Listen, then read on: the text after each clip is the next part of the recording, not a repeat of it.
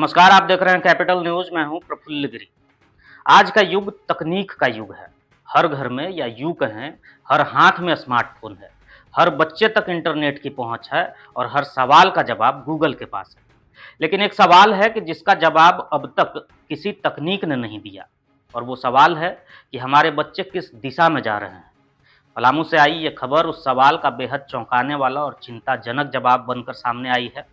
Palamu SP रिस्मा Rameshan ने बताया है कि 14 से 17 वर्ष की उम्र में किशोर किशोरियां ऐसे प्रतिबंधित डेटिंग ऐप्स का इस्तेमाल कर रहे हैं जो प्ले स्टोर पर उपलब्ध तक नहीं है।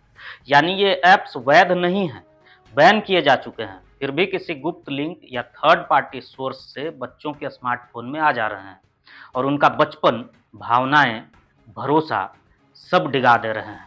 14 से 17 वर्ष का ये उम्र वही दौर होता है जब विपरीत लिंग के प्रति आकर्षण स्वाभाविक है।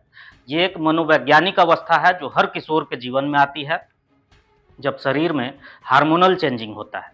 लेकिन जब ये आकर्षण गुमराह करने वाले डिजिटल माध्यमों से होकर गुजरता है तब ये निर्दोष प्रेम नहीं बल्कि भविष्य को तहस नहस कर देने वाला एक फैसला बन जाता है। आज 14 से 17 वर्ष के बच्चे घर छोड़कर भाग रहे हैं। 19 से 20 साल के नवविवाहित शादी तोड़ रहे हैं। एक ही लड़की 2-3 बार घर से भाग जा रही है। गुजरात, हैदराबाद जैसे राज्यों से किशोरों की रिकवरी हो रही है। ईटीवी भारत की एक रिपोर्ट में बताया गया है कि हुसैनाबाद के एक प्रेमी युगल ने भारत में बैन हो चुके डेटिंग ऐप के जरिए संपर्क स्थापित किया और फिर घर से भागकर बाहर पनाह ले ली। यहाँ ये जानना बेहद ज़रूरी है कि ये केवल पुलिस की जिम्मेदारी नहीं है, ये एक सामाजिक जवाबदेही है कि जब 14 से 17 साल के बच्चे बिना किसी समझदारी के ज़िंदगी के फैसले ले रहे हों, तो असली सवाल ये है कि घर, स्कूल, समाज और मीडिया ये सब चूक कहाँ रहे हैं। और इसी चूक को पहचानते हुए पलामू की एसपी रिस्मा रमेशन ने एक मुहिम की शुरुआत की है।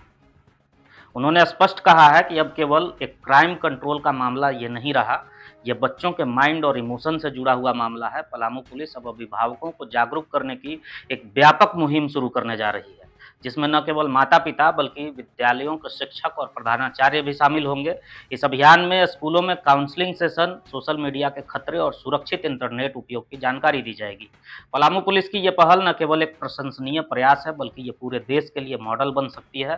टेक्नोलॉजी की इस दौड़ में हमें अपने बच्चों को अकेला नहीं छोड़ना है बल्कि उनके साथ चलना है, उन्हें दिशा देना है और गलत राह से पहले ही रोकना है, वरना एक पीढ़ी भटकी तो आने वाली पीढ़ियां दिशाहीन हो जाएंगी।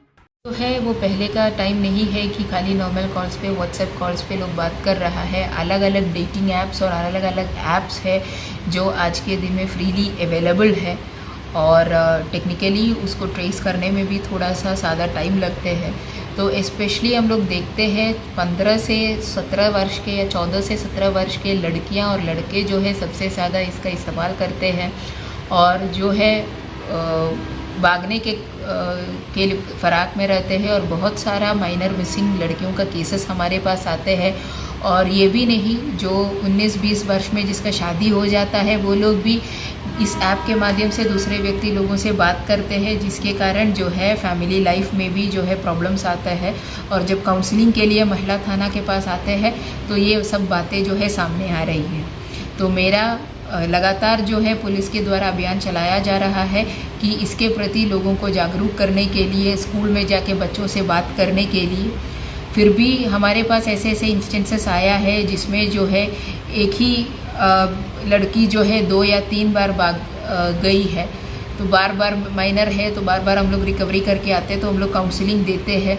तो अभी इस बार से जो है उनके फैमिली और स्कूल के टीचर्स को भी इन्वॉल्व करने का हम लोग डिसीजन लिया है कि उनको काउंसलिंग देने में, क्योंकि जो विक्टिम होती है उससे ज़्यादा जो है उनके आसपास में जो लोग रहते हैं, जो गार्डियन है, उनका काउंसलिंग भी आज के दिन में हम लोग समझते हैं कि ज़रूरी है।